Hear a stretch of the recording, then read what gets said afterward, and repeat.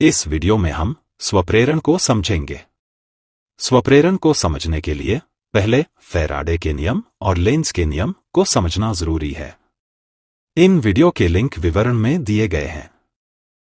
मान लीजिए कि एक विद्युत परिपथ है जिसमें एक बल्ब को तारों के माध्यम से बैटरी से जोड़ा गया है। साथ ही परिपथ को चालू या बंद करने के लिए एक स्विच भी लगाया गया है। जैसे ही हम स्विच को ऑन करते हैं, परिपथ में धारा प्रवाहित होने लगती है और बल्ब जलने लगता है। इसे बार बार ऑफ करने पर भी हमें समान परिणाम मिलता है। अब हम इस परिपथ में एक धातु की कुंडली जोड़ेंगे।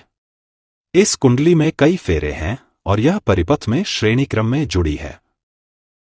अब यदि हम स्विच को ऑन करते हैं तो हम देखते हैं कि बल्ब तुरंत जलने के बजाय धीरे धीरे जलता है।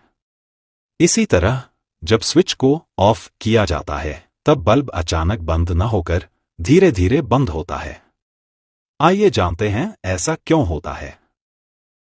जब विद्युत धारा कुंडली से होकर गुजरती है तो इसमें एक चुंबकीय क्षेत्र उत्पन्न होता है।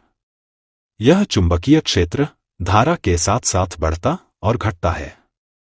नियम के अनुसार जब भी किसी कुंडली में चुंबकीय क्षेत्र बदलता है तो उस कुंडली में एक विद्युत धारा उत्पन्न होती है जिसे हम प्रेरित धारा कहते हैं। यह प्रेरित धारा मुख्य स्रोत से आने वाली धारा की विपरीत दिशा में कार्य करती है। स्विच ऑन करने पर जब स्रोत की धारा कुंडली में बढ़ती है तब कुंडली में प्रेरित धारा भी बढ़ती है और वह मुख्य धारा का विरोध करती है।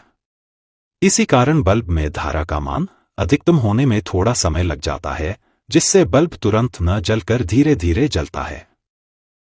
यह प्रेरित धारा केवल तब तक रहती है जब तक स्रोत की धारा कुंडली में अपने अधिकतम मान तक नहीं पहुंच जाती।